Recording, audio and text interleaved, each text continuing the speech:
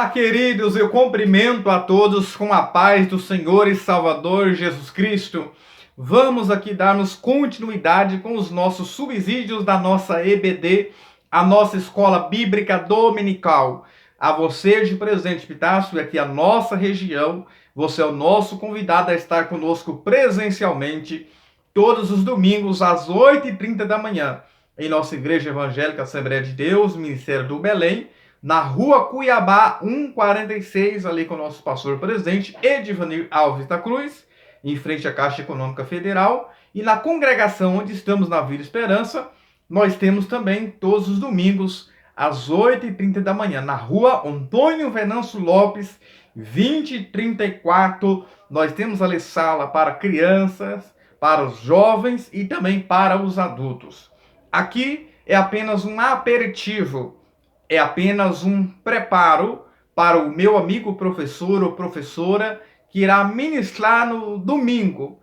Essas aulas aqui nos vídeos não substituem a sua presença na Escola Bíblica Dominical. Isso aqui é apenas uma ajuda, isso aqui é apenas um apoio, um meio de eu colaborar com vocês. Muito bem, estivemos a lição 4, a lição passada, que foi dia 28 de janeiro de 2024, que falamos sobre a igreja e o reino de Deus.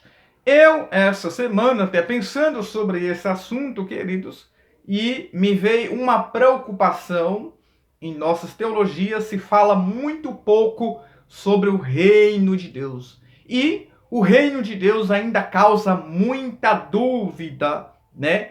Principalmente para os teólogos liberais que não viam o reino como algo futuro, mas também há muitas dúvidas dentro do coração de muitos crentes. Qual a diferença entre o reino de Deus ou o evangelho? A igreja tem que pregar o reino, pregar o evangelho também ao mesmo tempo. E também, queridos, talvez você vê muito se falar, principalmente no evangelho de Mateus, vai se falar muito, né, sobre o reino dos céus. Aí se fala 34 vezes sobre o reino dos céus, apenas 6 vezes sobre o reino de Deus. Há uma linguagem que precisamos entender ali dentro daquela cultura judaica, porque Mateus se fala muito sobre o reino dos céus e não fala sobre o reino de Deus. Já é justamente por causa do nome de Deus. Por exemplo, os judeus eles têm dificuldade de falar e escrever o nome de Deus. Tanto é que se vê no hebraico é Deus. Eles não colocam Deus, porque eles têm essa dificuldade com medo de errar e também falar o nome de Deus em vão. Exatamente por causa desse mandamento. Então os judeus eles têm essa preocupação. Então, qual a diferença entre o reino dos céus e o reino de Deus? Não tem diferença nenhuma. O reino é do céu e também o reino é de Deus. E Marcos, né, vai falar muito sobre esse reino também, Lucas também, tanto nos evangelhos, tanto em Atos. Esse reino que foi anunciado por João Batista, mas que Jesus que trouxe esse reino já também com a sua presença física. A partir do momento que você aceita a Cristo, levanta a sua mão, você confessa ao Senhor, se arrependeu dos seus pecados, você é uma nova criatura, você agora está em Cristo, você já entrou nesse reino, você já faz parte desse reino. E falamos também que nós não estamos no reino ainda em sua plenitude, que será no milênio. Mas nós já podemos experimentar hoje e agora e o já esse reino de Deus. E falamos também, queridos, muito importante sobre o reino de Deus que é universal. Se tem um reino, é que tem um rei, esse rei é Deus. Veja que lá em Gênesis 1:28, 5 ordens dadas para Adão, uma delas é o domínio, é o governo. Mas o pecado fez com que ele perdesse esse domínio. Veja que veio então o reino das trevas. Satanás, lá em Mateus 4, oferece o reino e a glória deste mundo, que é perene, passageiro. Ou seja, não substitui o reino de Deus se é diferente. E falamos também que Deus, ele é soberano e ele está a par de todos os acontecimentos. Não é porque alguma coisa estranha aos nossos olhos, ou alguma coisa está acontecendo que talvez você diz, mas Deus não está vendo, Ele está vendo, Ele está a par, no controle de todos os acontecimentos. Tem coisas que Deus permite, mas Ele continua no controle. Por quê? Os homens têm um poder, mas Deus ele tem todo o poder. O Papa, por exemplo, tem um poder, mas Deus ele tem todo o poder. Ou seja, Deus é soberano. Ele tem um controle de todas as coisas. E falamos, né, sobre essa soberania divina. Se não tivesse o controle, ele não seria Deus. E o nosso irmão da nossa sede, nosso irmão Antônio Rodrigues, trouxe uma aula muito maravilhosa para nós. E ele trouxe ali em Eclesiastes capítulo 12 e o verso 14, ele falou que porque Deus há de trazer juízo a toda a terra e até tudo que está encoberto, quer seja bom, quer seja mal. Ou seja, isso mostra o quê? A soberania de Deus, a onipresença de Deus, onisciência, onipresença. Ou seja, ele explicando para nós, ele diz que Deus está em todos os lugares, até mesmo no centro de Macumba. E isso nos trouxe um ensinamento muito importante, só que ele não se manifesta. Aí que está a diferença. Deus está em todos os lugares, mas ele não se manifesta em todos os lugares. Isso mostra o quê? A soberania divina. Então foi algo muito glorioso. Então, tanto Israel vivenciou esse reino, tanto a igreja. Israel tem algo muito importante. Deus usou Israel para se revelar ao mundo, né? Fazer conhecido o seu nome para os gentios. Trouxe a lei, a Bíblia, e também trouxe Cristo Jesus. Foi algo muito glorioso. Mas Israel não é reino. E a igreja também, como diz Antônio Rodrigues, a igreja não é o Israel de Deus. Israel é uma coisa, a igreja é outra. Então, é muito importante nós entendermos, queridos. E nós vamos hoje estar com a nossa lição de número 5, que vai nos falar sobre a missão da igreja de Cristo. E faz questão de eu ler o textual que fala sobre o quê?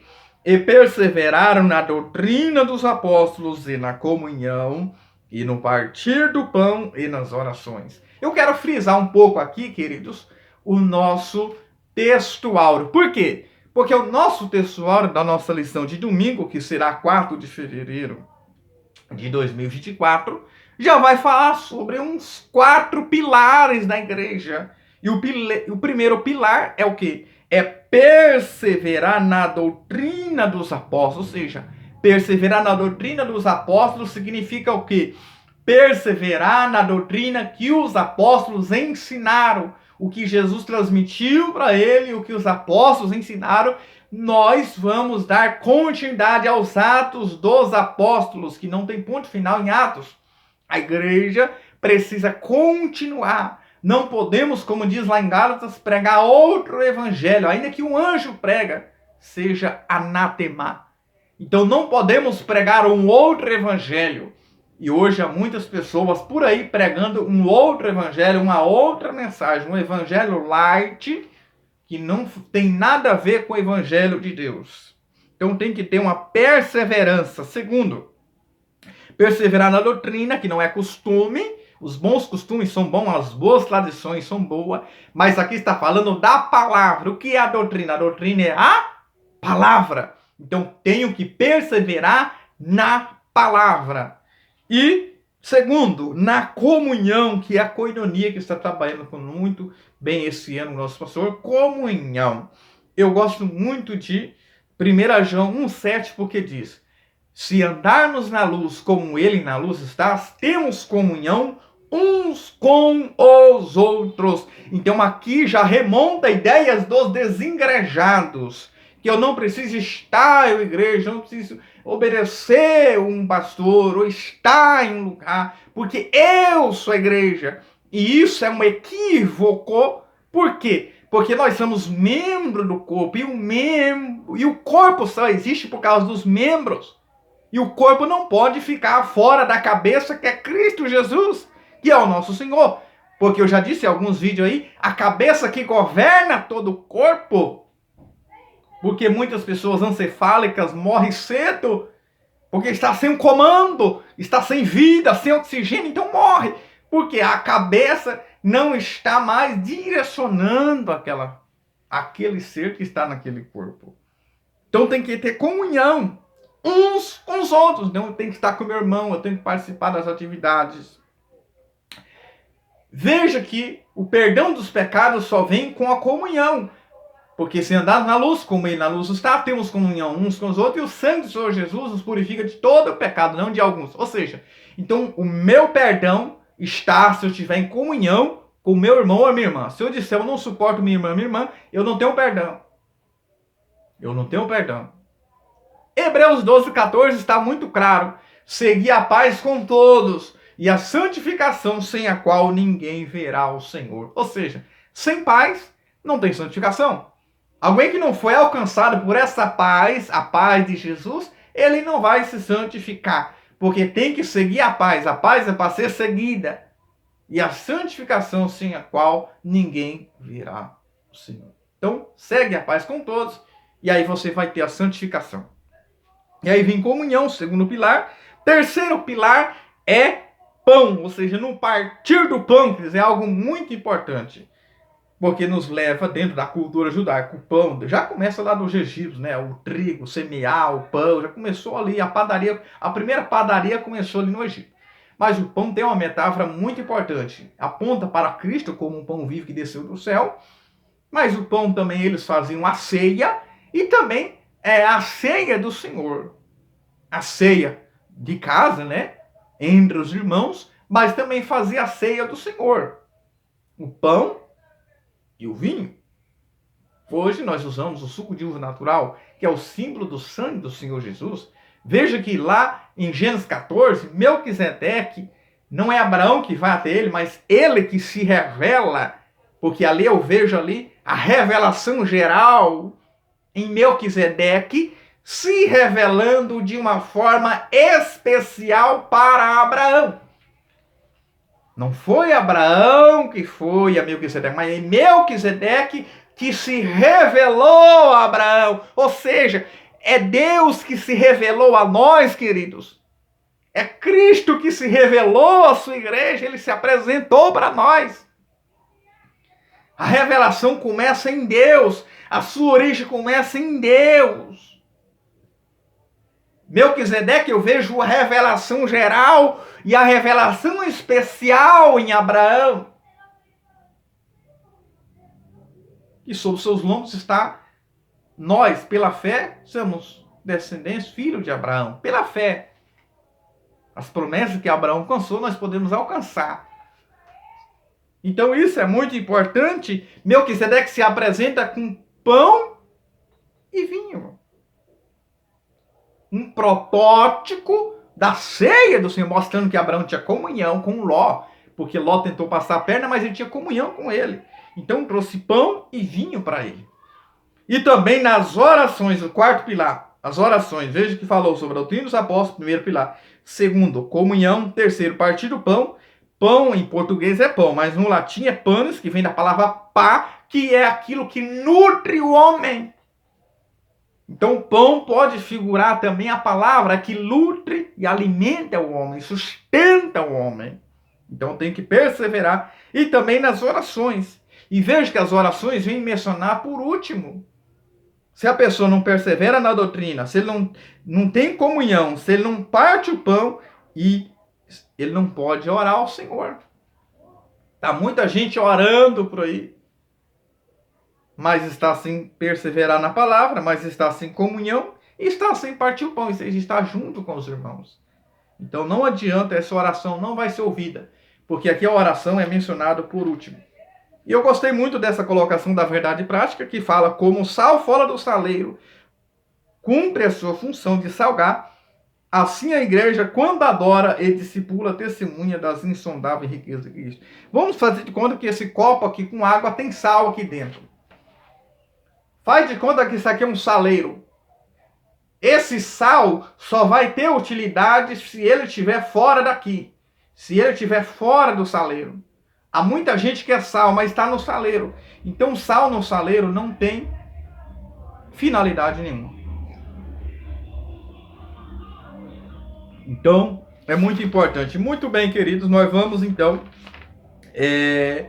ver que lá em Mateus 5, 13, 14, fala: vós sois o sal da terra. Vós sois, ali é uma expressão que aplica tanto aos discípulos, tanto para nós hoje. Vós sois, e também a luz do mundo. Porque o sal salga dentro, penetra dentro da comida. Fora da comida o sal não serve. Então o sal fala do testemunho interno e a luz fala do testemunho externo. Assim resplandeça a vossa luz diante dos homens, para que vejam as vossas obras. Alguém tem que ver as minhas obras. Não é que você vai mostrar. É importante, sim, mas alguém vai ver aquilo que você está fazendo. Não se preocupe. Você mostrando ou não, alguém vai ver aquilo que você está fazendo. Essa é a realidade. Então nós vamos falar primeiro tópico aqui sobre pregação e instrução. Nós vivemos uma geração em que tem muita informação, mas pouco conhecimento. Hoje um jovem, uma criança, um adolescente, com o celular na mão, ele tem muita informação. Mas eu vejo muitos jovens hoje que não carregam nem Bíblia. Não carrega a palavra, a bússola, a palavra de Deus. Está no celular. E muitos nem no celular têm. Então eles têm todos os conhecimentos, toda a informação do momento eles sabem de maneira instantânea. Isso fala de um modo geral, não somente os jovens. Mas tem muitos jovens que têm muita informação, mas tem pouco conhecimento da palavra em especial. E mais do que nunca precisamos de conhecimento da palavra. João 8,32, e conhecereis a verdade vos libertará. Oséias 6,3, conheçamos e prossigamos em conhecer ao Senhor. Oséias 4,6, o meu povo foi destruído por falta de conhecimento. E ali fala do sacerdote que rejeitou a lei. E aí que está pior, sacerdote. Muito bem, pregação e instrução, proclamando as boas novas. Queridos, vou resumir aqui o que vai ser falado. Primeiro, vai ser falado sobre proclamação. Segundo, discipulado. Terceiro, adoração, edificação e comunhão. Muito bem, queridos. Quando nós falamos sobre proclamação, nos faz lembrar, nós vamos reproduzir aquilo que nós ouvimos.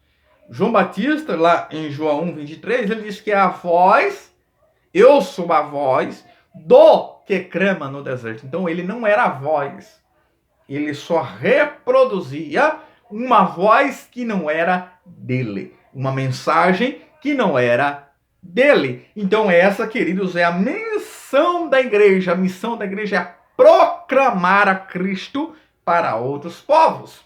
Marcos 16,15 disse: ide pregai o evangelho a toda criatura. Quem crê e for batizado será salvo, mas quem não crê será condenado. Muito bem. Essa palavra ide aqui, queridos, é um imperativo. Vamos fazer uma visita, vamos fazer um evangelismo. Aí a pessoa fala: não, eu vou orar a Deus. Se Deus revelar de uma maneira especial que eu devo ir lá, aí eu vou. Não é isso que está dizendo aqui. O id aqui é imperativo. A palavra id quer dizer o quê? Poreltentes, no grego, que significa tendo ido ou indo. Ou seja, isso aqui é uma ordem. E lá em Lucas 24:49, Jesus disse para que eles ficassem em Jerusalém até que do alto sejais revestidos de poder para poder pregar o evangelho e testemunhar com mais eficácia.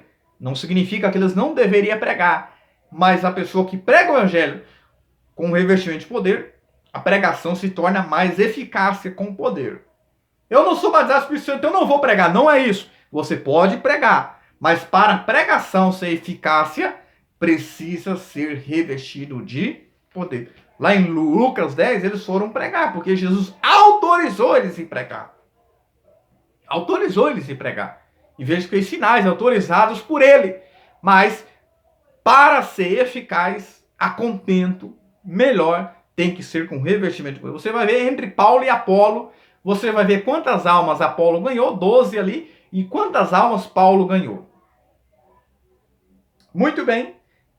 Proclamar, mas tem que procurar um Cristo que foi morto, que ao terceiro dia ressuscitou. Não podemos pregar um Cristo morto, mas um Cristo que vive.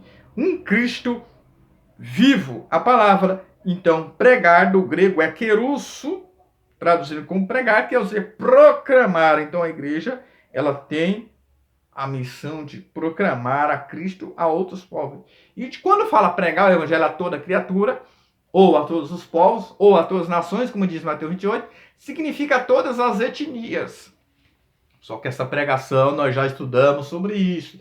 Tem que ter um preparo espiritual, tem que ter um preparo intelectual, tem que ter um preparo físico, tem que ter um preparo emocional, tem que ter um preparo linguístico, tem que ter um preparo cultural. Por exemplo, eu vou pregar lá no Japão, eu não sei a língua japonesa. Eu vou pregar lá nos Estados Unidos, eu não conheço aquela língua. Eu não sei aqueles costumes. Então, é uma falácia. Missionário transcultural, primeiro tem que ter chamada, tem que ter sido enviado por Deus, pelo Espírito Santo de Deus. Agora, pregar local é todos. Todos devem pregar. Indiferente se tem um dom ou não. Ele prega com o seu testemunho, o testemunho oculto. Prega com a sua vida. As pessoas lerem a Bíblia em nós, queridos. A Bíblia é lida em nós. As pessoas estão de olho nas nossas ações. Então é importante pregar as boas novas, quer dizer, uma boa notícia de salvação. O sentido é de um arauto que proclama, e esse verbo ocorre 61 vezes no Novo Testamento. Então é importante. Então, primeiro, proclamação das boas novas. Então, a igreja tem a sua missão da igreja de pregar o evangelho, proclamar a Cristo. O objetivo da pregação, né? Evangelho é evangelizo, que significa o quê? Ocorre 54 vezes no Novo Testamento, que significa trazer boas novas, boas notícias. A qual a igreja primitiva pregava em todos os lugares ali, até ali onde eles estavam ali. Só que eles não pregou fora, porque ainda não tinha entendido o propósito, mas Deus usou Saulo para empurrar eles para fora de Jerusalém e pregar o evangelho. Mas em todos os lugares, ali em Jerusalém, eles haviam pregado. Ali em Jerusalém, nem nas aldeias próximas eles pregavam. Então, pregar a mensagem da cruz é anunciar o evangelho do reino de Deus revelado em Cristo. Então, pregar também é falar sobre a mensagem do reino, queridos, que foi revelada em Cristo.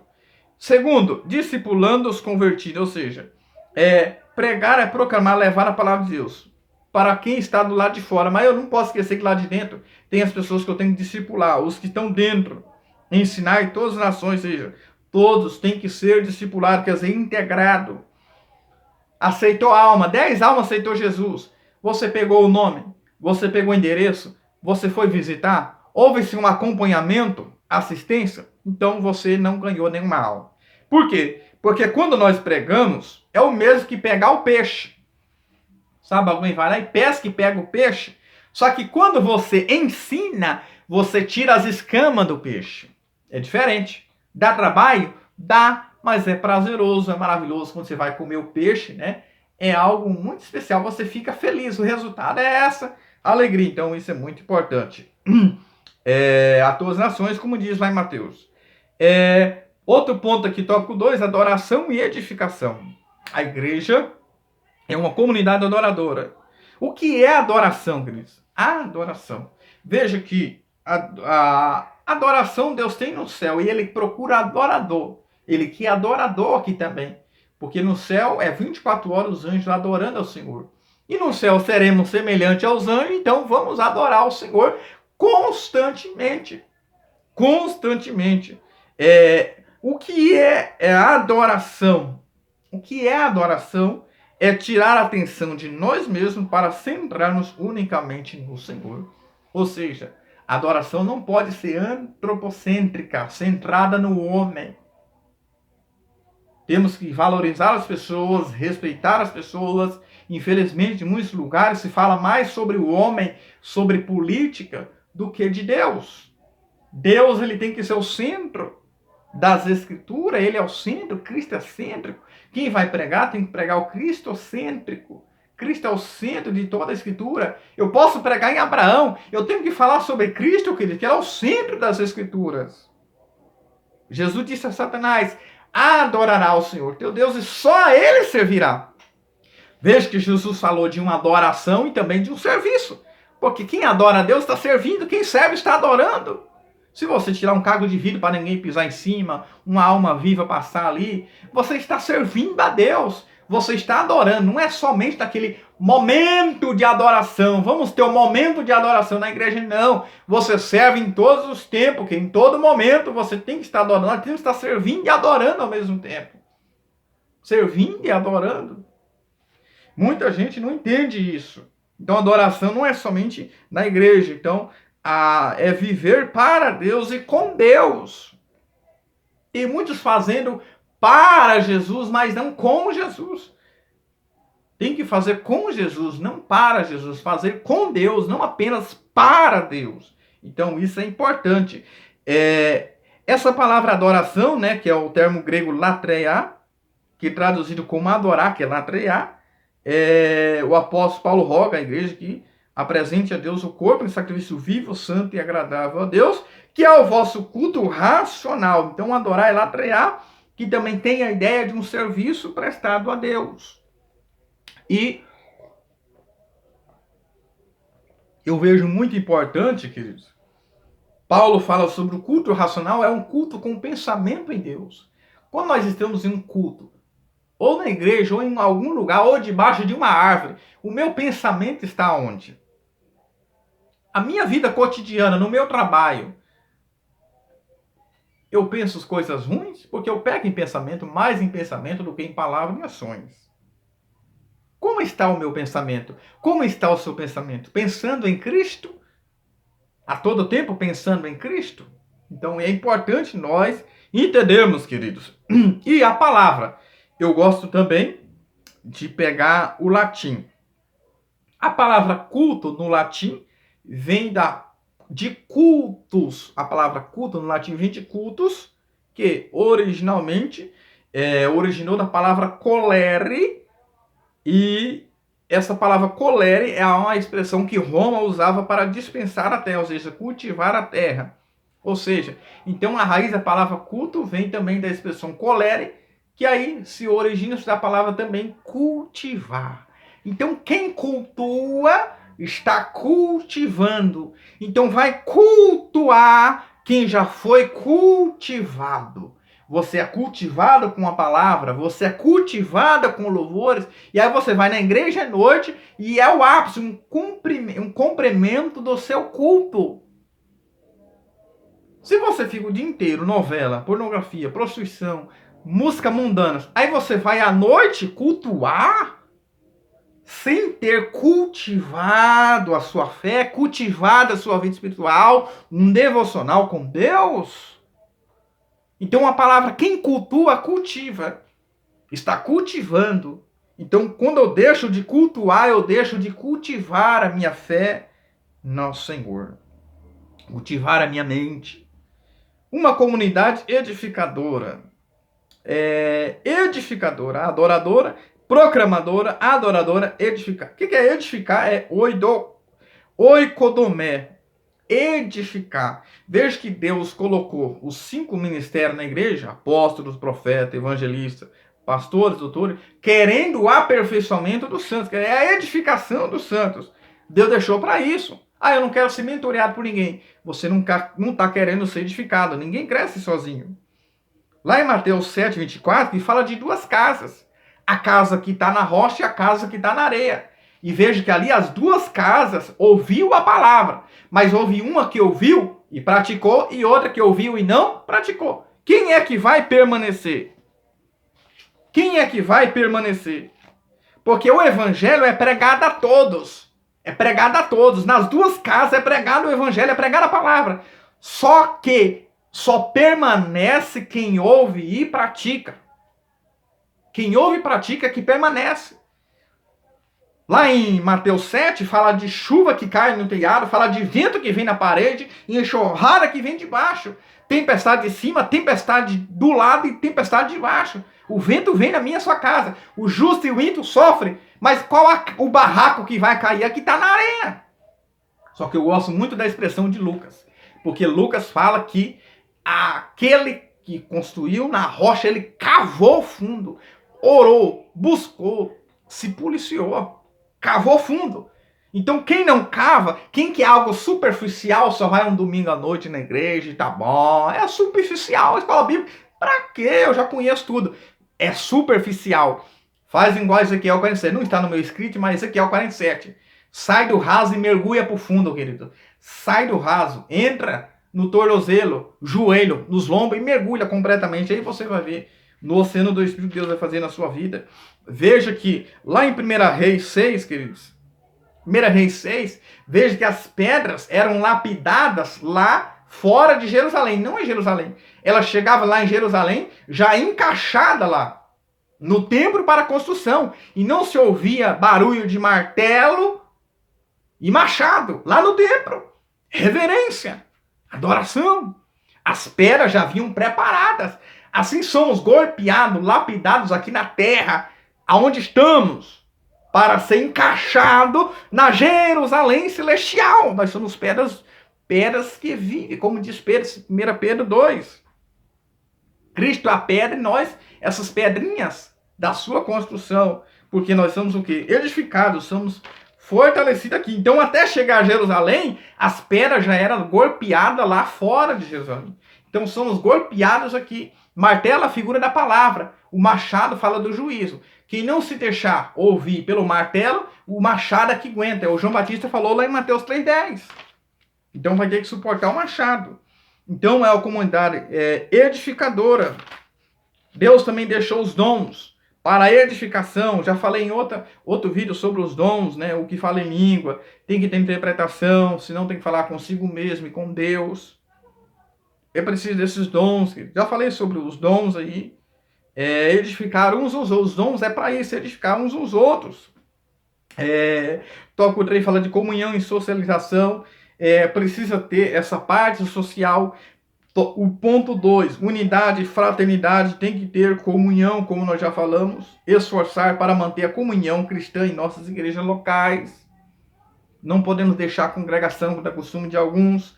A fé na esfera social, comunhão, koinonia, ou seja, o que eu tenho, eu posso compartilhar com meu irmão ou com a minha irmã.